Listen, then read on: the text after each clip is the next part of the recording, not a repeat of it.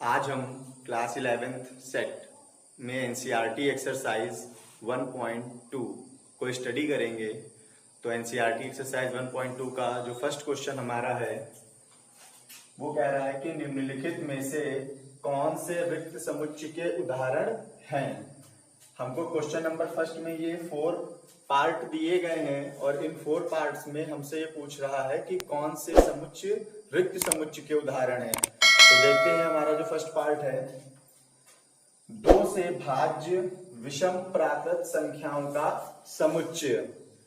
2 से भाज्य विषम प्राकृत संख्याओं का समुच्चय।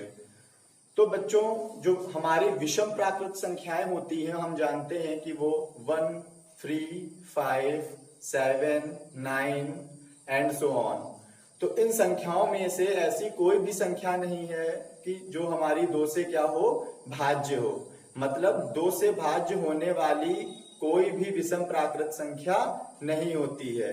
तो इसका मतलब है कि ये जो हमारा समुच्चय का जो फर्स्ट एग्जाम्पल है ये हमारा रिक्त समुच्चय होगा, क्योंकि इसमें कोई भी अवयव नहीं आएगा। तो इसको कुछ इस प्रकार से हम लिख सकते हैं उत्तर में, चूंकि 2 से भाज्य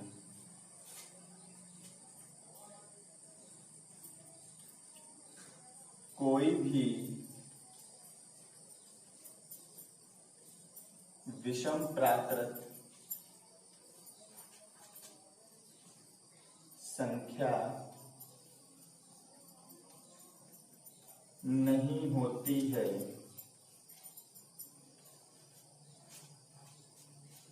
अतः यहां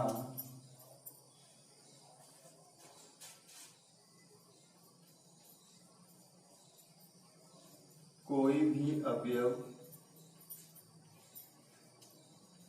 नहीं होगा। तो इसलिए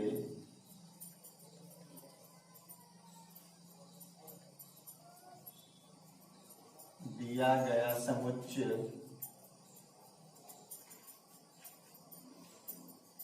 रिक्त समुच्चय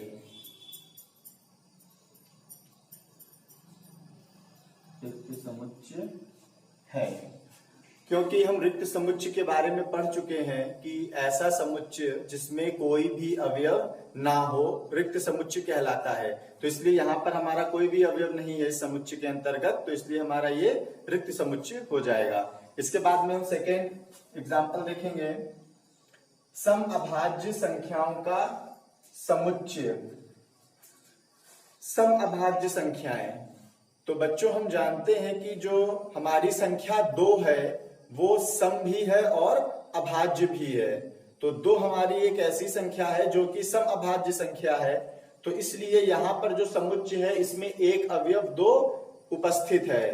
तो इस कारण ये समुच्चय हमारा रिक्त समुच्चय नहीं होगा। तो इसको भी हम लिख लेंगे, चूंकि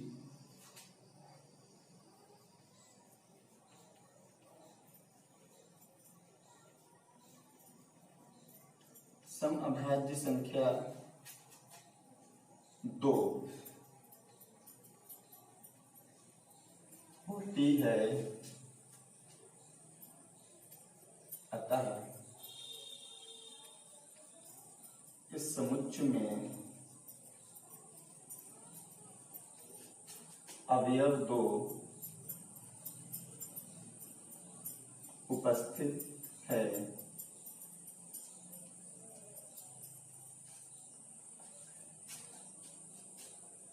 इसलिए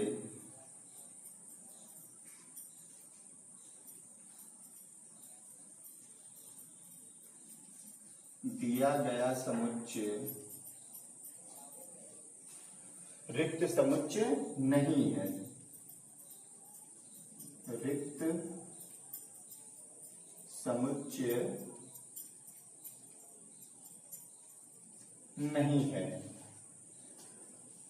तो ये हमारा जो इसका एग्जाम्पल नंबर 2 है ये है। इसके बाद में हम थर्ड एग्जाम्पल देखेंगे।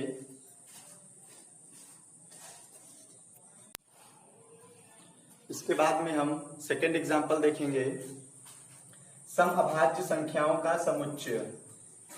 तो बच्चों हम जानते हैं कि जो हमारी समअभाज्य संख्या है वो 2 है। 2 एक ऐसी संख्या है जो कि सम भी है और अभाज्य भी है। तो इसलिए यहाँ पर जो हमारा समुच्चय दिया है इसमें एक अवयव उपस्थित है, जिस कारण हमारा जो समुच्चय है वो रिक्त समुच्चय नहीं होगा। तो इसको हम लिख लेंगे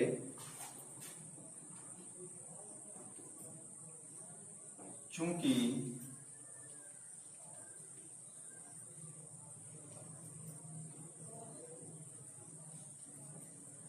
समअभाज्य संख्या 2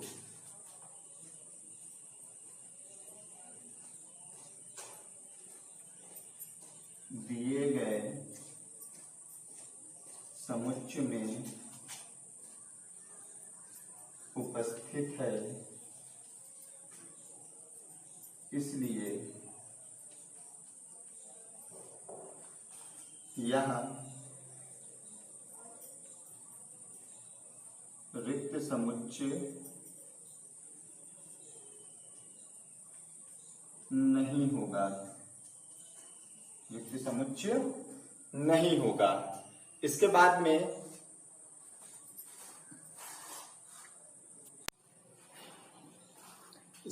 में हम उदाहरण इसका 3 देखेंगे। जो इसका तीसरा पार्ट है उसमें हमको एक सेट दिया है x such that x एक प्राकृत संख्या है और आगे कंडीशन दी है x लेस देन 5 और साथ ही साथ x ग्रेटर देन 7। मतलब यहाँ पर जो सेट है उसमें एक एलिमेंट x कंसीडर किया है जिसको प्राकृत संख्या कहा गया है, और उस प्राकृत संख्या के लिए जो शर्त दी है वो ये है कि जो प्राकृत संख्या है वो 5 से छोटी हो और साथ ही साथ 7 से बड़ी भी हो। तो बच्चों हम नेचुरली जानते हैं कि ऐसी कोई भी प्राकृत संख्या नहीं है जो कि 5 से छोटी हो और उसी के साथ वो 7 से बड़ी भी हो। क्योंकि 5 से जो छोटी प्राकृत संख्या है हमारी वो 1 2 3 4 तक है, और जो 7 से बड़ी प्राकृत संख्या है वो 8 से स्टार्ट होती है, 8 9 10 11 12 एंड सो ऑन। तो ऐसी कोई संख्या नहीं है प्राकृतिक संख्या जो कि 5 से छोटी हो और साथ ही साथ 7 से क्या हो, बड़ी हो। तो इसलिए जो समुच्चय हमारा यहाँ दिया है इस समुच्चय में कोई भी अवयव उपस्थित नहीं होगा, जिसके कारण हमारा दिया गया समुच्चय रिक्त समुच्चय कहलाएगा। तो इसको हम नोट कर लेंगे। थर्ड वाला पार्ट है इसका, चूंकि 5 से छोटी कंडीशन दी ना x लेस देन 5, 5 से छोटी तथा 7 से बड़ी, 7 से बड़ी, यहां पर कंडीशन है x ग्रेटर देन 7। तो चूंकि 5 से छोटी तथा 7 से बड़ी कोई प्राकृत संख्या नहीं है, इसलिए दिया गया समुच्चय रिक्त समुच्चय होगा, क्योंकि इस समुच्चय के अंतर्गत कोई भी अवयव उपस्थित नहीं होगा, इसलिए दिया गया समुच्चय रिक्त समुच्चय है। इसके बाद में इसका जो लास्ट पार्ट 4 है वो हम देख लेंगे। तो 4th पार्ट में हमको एक सेट दिया गया है y सच दैट y किन्हीं भी 2 समांतर रेखाओं का उभयनिष्ठ बिंदु है। मतलब यहाँ पर हमको एलिमेंट y दिया गया है जो कि 2 समांतर रेखाओं का एक उभयनिष्ठ बिंदु है। तो बच्चों हम जानते हैं कि जो 2 समांतर रेखाएं होती हैं वे कभी एक दूसरे को काटती नहीं है। तो जब वे एक दूसरे को काटती नहीं है तो उसका कोई भी उभयनिष्ठ बिंदु नहीं होगा। तो इसलिए यहाँ जो समुच्चय में अवयव y है तो यहाँ पर समुच्चय जो है इसमें कोई भी अवयव उपस्थित नहीं होगा, क्योंकि कोई भी उभयनिष्ठ बिंदु 2 समांतर रेखाओं में नहीं होता है। तो इसलिए जो दिया गया समुच्चय है वो हमारा कैसा हो जाएगा, रिक्त समुच्चय हो जाएगा। तो इसको भी हम लिख लेंगे, चूंकि दो समांतर रेखाएं कभी भी एक दूसरे को काटती नहीं है, अतः इसमें कोई भी उभयनिष्ठ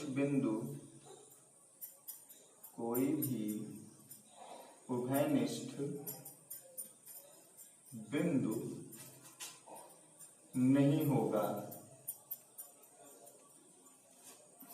तो इसलिए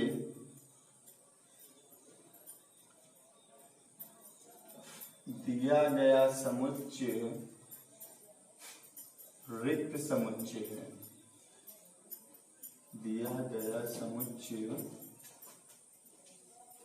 रिक्त समुच्चय है। यही हमारे इसके क्या हो जाएंगे, आंसर्स हो जाएंगे। तो बच्चों ये हमारा जो एक्सरसाइज 1.2 थी, इसका क्वेश्चन नंबर फर्स्ट और उसका सॉल्यूशन है। इसके बाद में हम क्वेश्चन नंबर 2 को देखेंगे। क्वेश्चन नंबर 2 में हमारे टोटल ये 5 पार्ट्स हैं।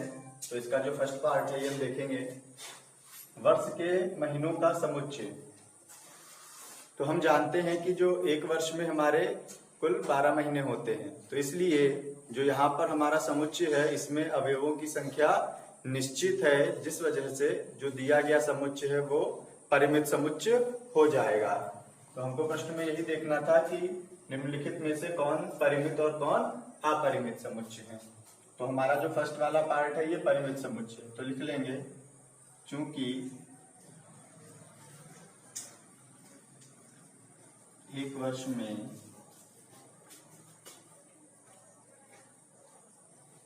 12 महीने होते हैं, अतः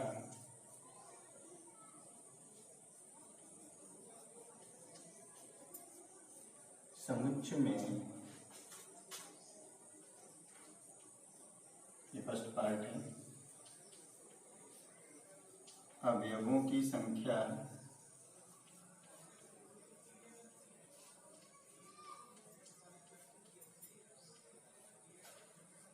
संख्या निश्चित है, इसलिए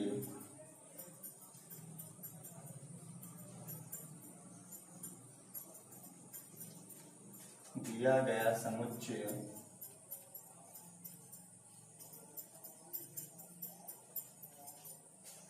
परिमित समुच्चय है। इसके बाद में हम क्वेश्चन नंबर 2 की तरफ देखते हैं। क्वेश्चन नंबर 2 में एक सेट दिया गया है जिसके एलिमेंट्स 1, 2, 3 एंड सो ऑन। तो यहाँ पर जो एंड सो ऑन लगा है इसका मतलब इस सेट में अवयवों की संख्या निश्चित नहीं है। इसमें एलिमेंट्स 4, 5, 6 एंड सो ऑन कितने भी हो सकते हैं। तो जिस इसमें अवयवों की संख्या निश्चित नहीं है, चूंकि इस वजह से जो समुच्चय हमारा है वो कैसा हो जाएगा, अपरिमित समुच्चय हो जाएगा। तो यहाँ पर हम लिख लेंगे, चूंकि दिए गए समुच्चय में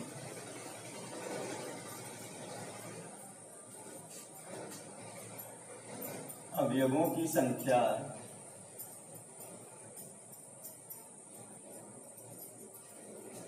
निश्चित नहीं है,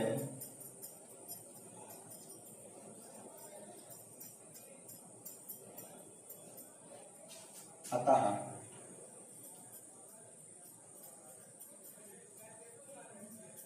दिया गया समुच्चय अपरिमित समुच्चय होगा। दिया गया समुच्चय अपरिमित समुच्चय होगा। इसके बाद में थर्ड नंबर है। इसके बाद में जो थर्ड नंबर क्वेश्चन है हमारा पार्ट है, जो इसमें एक सेट है जिसमें एलिमेंट्स 1, 2, 3 एंड सो ऑन 99 और लास्ट में 100 है। तो हम देख सकते हैं यहाँ पर चूंकि अवयव 1 से लगाकर 100 तक है, अतः जो हमारा समुच्चय है इसमें अवयवों की संख्या निश्चित है, जिस वजह से ये हमारा परिमित समुच्चय हो जाएगा। तो यहाँ पर भी एक चीज लिख लेंगे, चूंकि दिए गए समुच्चय में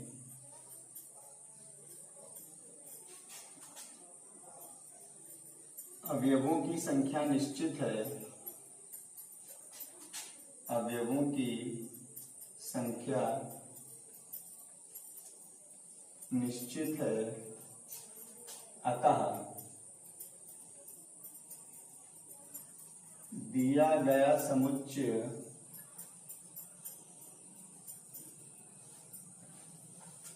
परिमित समुच्चय होगा। परिमित समुच्चय होगा।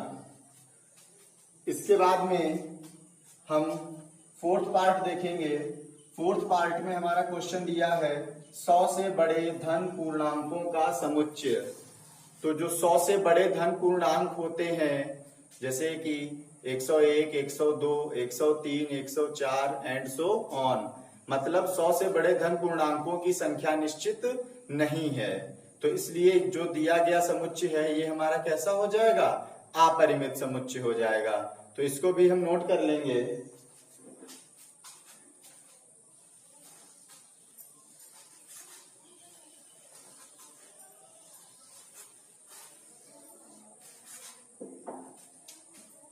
फोर्थ में भी यही चीज लिख लेंगे, चूंकि दिए गए समुच्चय में अवयवों की संख्या निश्चित नहीं है, संख्या निश्चित नहीं है, इसलिए दिया गया समुच्चय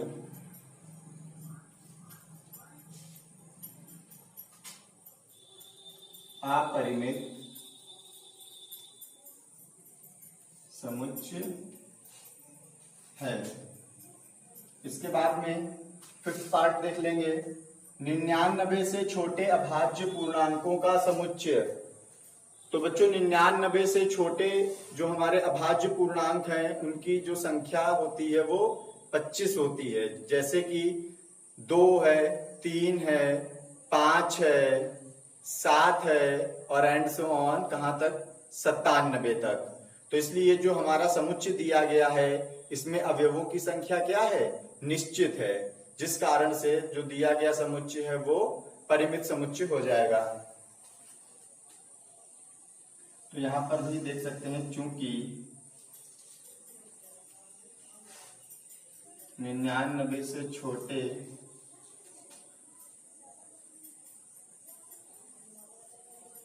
अभाज्य पूर्णांक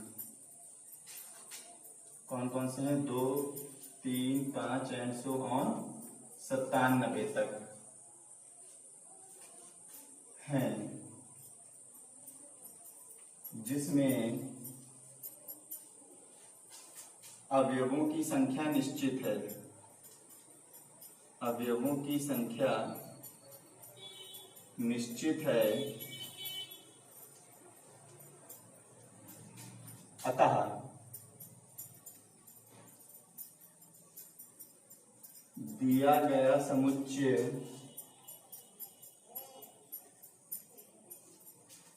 परिमित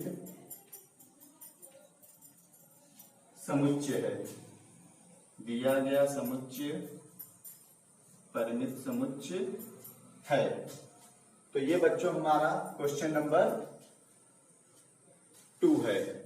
इसके बाद में हम क्वेश्चन नंबर 3 जो है वो इसी पर आधारित है। उसमें भी हमें परिमित और अपरिमित संख्याएं ज्ञात करनी है।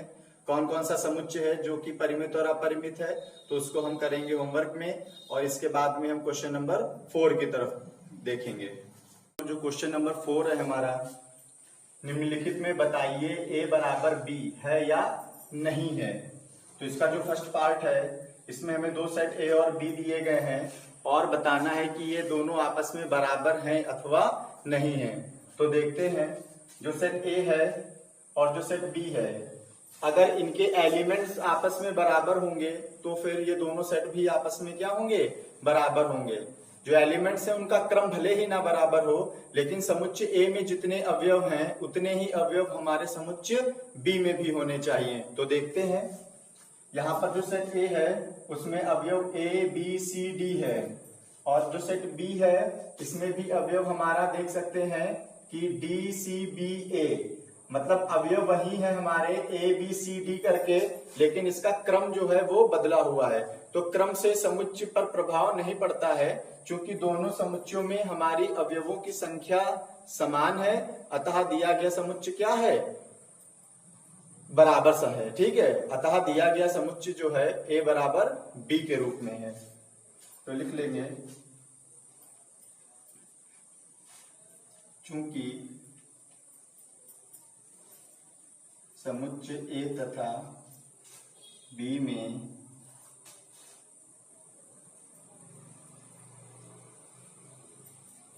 अवयवों की संख्या समान है, इसलिए दिया गया समुच्चय ए बराबर बी के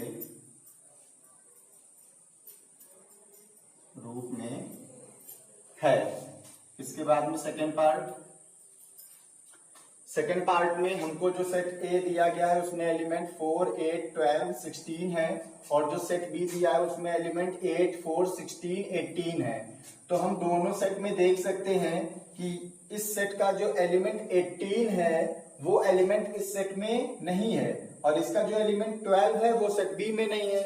मतलब सेट ए और बी में अवयवों की संख्या बराबर नहीं है। क्योंकि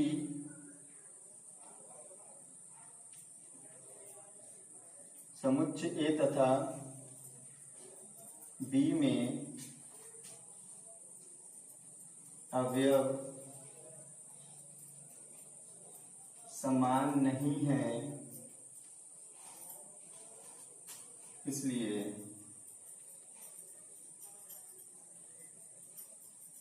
दिया गया समुच्चय A is not equal to B के रूप में है। मतलब A और B आपस में बराबर नहीं होंगे। इसके बाद जो थर्ड पार्ट में हमको सेट A दिया गया है, उसमें एलिमेंट है 2, 4, 6, 8, 10, और जो सेट B दिया गया है वो हमारा गुण विधि के रूप में दिया है। इसमें x such that x सम पूर्णांक है और x less or equal to 10। तो जो हमारे सम पूर्णांक हैं वो 2, 4, 6, 8, 10 ये सब होते हैं, और कंडीशन हमको जो एलिमेंट लेना है वो लेस और इक्वल टू 10 के होना चाहिए, मतलब 10 से छोटा और उसके बराबर होना चाहिए। तो इसमें एलिमेंट्स कौन कौन से आ जाएंगे, 2 आ जाएगा, 4 आएगा, 6 आएगा, 8 आएगा और 10 आएगा। तो ये हमारे सेट बी के एलिमेंट्स होंगे, और सेम एलिमेंट हमारे सेट ए में भी है 2, 4, 6, 8, 10। तो हमारे सेट ए और बी में जो एलिमेंट हैं वो इक्वल हैं, तो इसलिए जो यहाँ पर जो दिया गया सेट है वो ए इक्वल टू बी के रूप में है। तो इसको भी हम लिख लेंगे,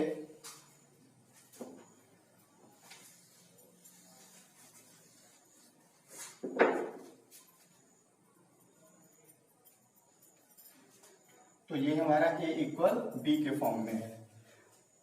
थ्योरी इसकी भी उसी प्रकार से लिख लेंगे, चूंकि समुच्चय ए और बी में अवयव समान है, अतः दिया गया समुच्चय ए बराबर बी के रूप में है। इसके बाद में फोर्थ पार्ट देख लेंगे। फोर्थ में सेट ए दिया गया है x सच दैट x संख्या 10 का गुणज है, और सेकेंड दिया गया है b इज इक्वल टू 10, 15, 20, 25, 30। तो यहाँ पर जो सेट ए के एलिमेंट है वो 10 के गुणज के रूप में है, मतलब 10, 20, 30, 40, 50 एंड सो ऑन। और यहाँ पर जो एलिमेंट्स हैं वो 10, 15, 20, 25।